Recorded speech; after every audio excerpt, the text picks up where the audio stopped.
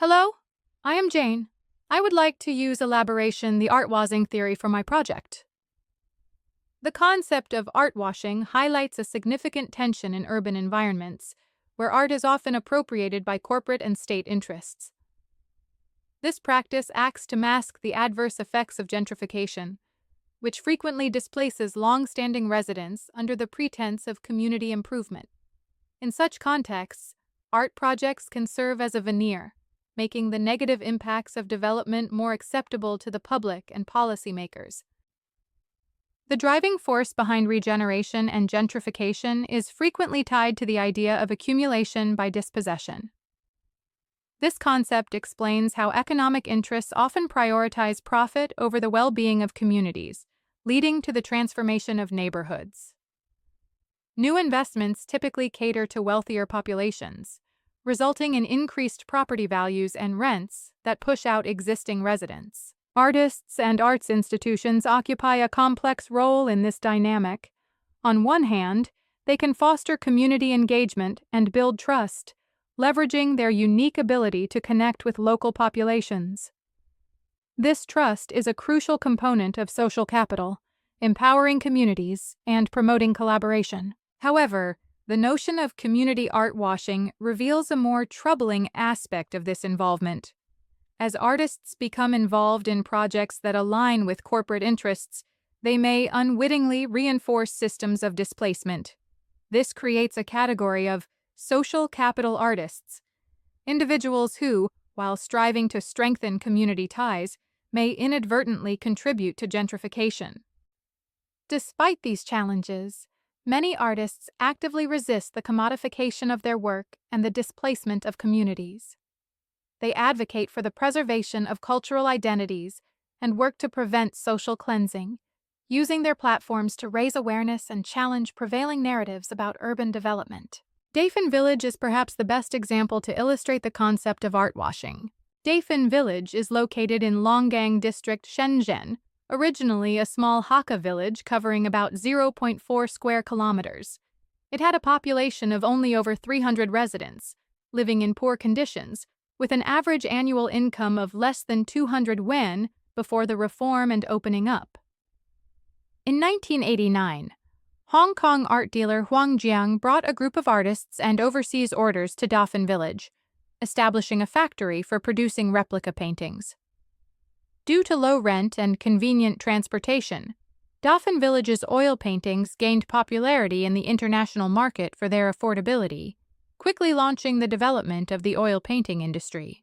As the oil painting industry grew, the government proposed a cultural city strategy in 2003, investing funds to plan Dafan Village and promoting its development, ultimately making it known as China's #1 oil painting village. The 2008 financial crisis severely impacted Dafan Village, which relied heavily on exports, leading to the closure of many galleries and the departure of numerous artists. In response to this challenge, Dafan Village began transitioning by increasing domestic sales and focusing on original oil painting creation. After the financial crisis, Dafan Village's domestic sales, e-commerce, and original oil painting industries continued to grow, with transaction volume reaching 4.3 billion yuan by 2015, 2 to 3 times that of pre-crisis levels. Today, Dafan Village is surrounded by high-rise buildings, exhibiting a strong commercial atmosphere, with over 2,200 galleries and studios, and more than 10,000 resident artists. Most of Dafan Village's original residents have become landlords, with many young people moving to the newly built Dafan New Village, leaving mainly elderly residents. In February 2019, the government launched a comprehensive rectification action, demolishing nearly 45,000 square meters of buildings to improve fire safety and urban appearance, but this had a negative impact on the livelihoods of artists. The rectification measures directly affected the livelihoods of artists. Many artists without physical stores began to collaborate with those who had storefronts, and a large number of artists chose to leave, estimated at 1,000 to 2,000.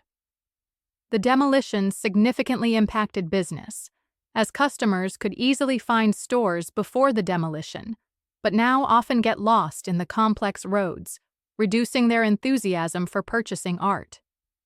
The rectification also restricted the display of finished paintings in front of galleries. Due to rectification regulations, the pervious artists could no longer set up an easel outside the gallery to create, affecting the promotion of their store. The once common oil painting experience booths were also nearly classified as violations. Additionally, road construction outside the village had blocked access, leading to a decrease in customers and a serious impact on annual revenue. In conclusion, the process of the Dauphin development is fully represent the art washing concept. From the beginning, Dauphin Village is a small and poor village. As the government and more big corporates involved, they used the art washing as the method to rectification of Dauphin Village. They provided shields, cheap rent, painting materials, sales logistics, promotion, and infrastructure for artists, attracting a large number of skilled artists and many copyists to develop here. As a result, Dauphin Oil Painting Village gained fame, and more people flocked to Dauphin for artistic creation, creating a vibrant artistic atmosphere and a creative hub. However, as it accumulated enough recognition, Dauphin Oil Painting Village became a well-known creative brand. Consequently, the government and large corporations sought profit, using market regulations and increased rent to force the original artists to leave Dauphin. This led to the current atmosphere of strong commercialism and control by large corporations in Dauphin Oil Painting Village.